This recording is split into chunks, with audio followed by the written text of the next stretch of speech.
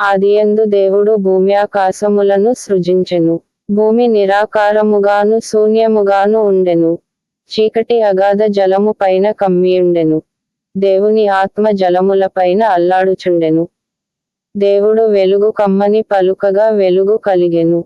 వెలుగు మంచిదైనట్టు దేవుడు చూచెను. దేవుడు వెలుగును చీకటిని వేరుపరచెను. దేవుడు వెలుగునకు పగలనియు చీకటికి రాత్రి అనియు పేరు పెట్టెను. అస్తమయమును ఉదయమును కలుగగా ఒక దినమాయెను. మరియు దేవుడు జలముల మధ్య నొక విశాలము కలిగి ఆ జలములను ఈ జలములను వేరుపరచును గాకని పలికెను. దేవుడు ఆ విశాలము చేసి విశాలము క్రింది జలములను విశాలము మీది జలములను వేరుపరపగా ఆ ప్రకారమాయెను. దేవుడు ఆ విశాలమునకు ఆకాశమని పేరు పెట్టెను. అస్తమయమును ఉదయమును కలుగగా రెండవ దినమాయెను. దేవుడు ఆకాశము క్రిందనున్న జలము ఒకచోటనే కూర్చబడి ఆరిన నేల కనబడును గాకని పలుకగా ఆ ప్రకారమాయెను.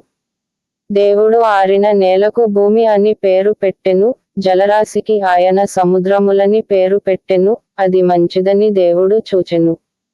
దేవుడు గడ్డిని విత్తనములిచ్చు చెట్లను భూమి మీద తమ తమ జాతి ప్రకారము తమలో విత్తనములు గల ఫలమిచ్చు ఫలవృక్షములను భూమి మొలిపించుగాకని పలుకగా ఆ ప్రకారమాయెను. భూమి గడ్డిని తమ తమ జాతి ప్రకారము విత్తనములిచ్చు చెట్లను తమ తమ జాతి ప్రకారము తమలో విత్తనములు గల ఫలవృక్షములను మొలిపింపగా అది మంచిదని దేవుడు చూచెను. అస్తమయమును ఉదయమును కలుగగా మూడవ దినమాయెను. దేవుడు పగటిని రాత్రిని వేరుపరచునట్లు ఆకాశ విశాల మందు జ్యోతులు కలుగును గాకనియు అవి సూచనలను కాలములను దిన సంవత్సరములను సూచించుటకై యుండు గాకనియు భూమి మీద వెలుగిచ్చుటకు అవి ఆకాశ విశాలమందు జ్యోతులై యుండు గాకనియు పలికెను. ఆ ప్రకారమాయెను. దేవుడు ఆ రెండు గొప్ప జ్యోతులను అనగా పగటిని ఏలుటకు పెద్ద జ్యోతిని రాత్రిని ఏలుటకు చిన్న జ్యోతిని నక్షత్రములను చేసెను. భూమి మీద వెలుగిచ్చుటకును పగటిని రాత్రిని ఏలుటకును వెలుగును చీకటిని వేరుపరచుటకును దేవుడు ఆకాశ విశాలమందు వాటి నుంచెను. అది మంచిదని దేవుడు చూచెను. అస్తమయమును ఉదయమును కలుగగా నాలుగవ దినమాయెను. దేవుడు జీవము కలిగి చలించు వాటిని జలములు సమ్రు అద్దిగా పుట్టించును గాకనియు పక్షులు భూమిపైని ఆకాశ విశాలములో ఎగురును గాకనియు పలికెను.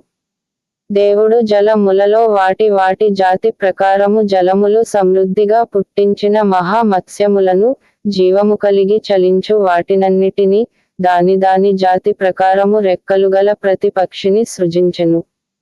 అది మంచిదని దేవుడు చూచెను. దేవుడు మీరు ఫలించి అభివృద్ధి పొంది సముద్ర జలములలో నిండి యుండుడనియు పక్షులు భూమి మీద విస్తరించును గాకనియు వాటిని ఆశీర్వదించెను. అస్తమయమును ఉదయమును కలుగగా ఐదవ దినమాయెను. దేవుడు వాటి వాటి జాతి ప్రకారము జీవముగల వాటిని అనగా వాటి వాటి జాతి ప్రకారము పశువులను పురుగులను అడవి జంతువులను భూమి పుట్టించుగాకని పలికెను. ఆ ప్రకారమాయెను. దేవుడు ఆయా జాతుల ప్రకారము అడవి జంతువులను ఆయా జాతుల ప్రకారము పశువులను ఆయా జాతుల ప్రకారము నేలను ప్రాకు ప్రతి పురుగును చేసెను. అది మంచిదని దేవుడు చూచెను. దేవుడు మన స్వరూపమందు మన పోలిక చొప్పున నరులను చేయుదము. వారు సముద్రపు చేపలను ఆకాశ పక్షులను పశువులను సమస్త భూమిని భూమి మీద ప్రాకు ప్రతి జంతువును ఏలుదురుగాకనియు పలికెను. దేవుడు తన స్వరూపమందు నరుని సృజించెను. దేవుని స్వరూపమందు వాని సృజించెను. స్త్రీనిగాను పురుషునిగాను వారిని సృజించెను. దేవుడు వారిని ఆశీర్వదించెను. ఎట్లనగా మీరు ఫలించి అభివృద్ధి పొంది విస్తరించి భూమిని నిండించి దానిని లోపరచుకొనుడి. సముద్రపు చేపలను ఆకాశ పక్షులను భూమి మీద ప్రాకు ప్రతి జీవిని ఏలుడని దేవుడు వారితో చెప్పెను. దేవుడు ఇదిగో భూమి మీదనున్న విత్తనములిచ్చు ప్రతి చెట్టును విత్తనములిచ్చు వృక్షఫలముగల ప్రతి వృక్షమును మీకిచ్చియున్నాను. అవి మీకాహారమగును.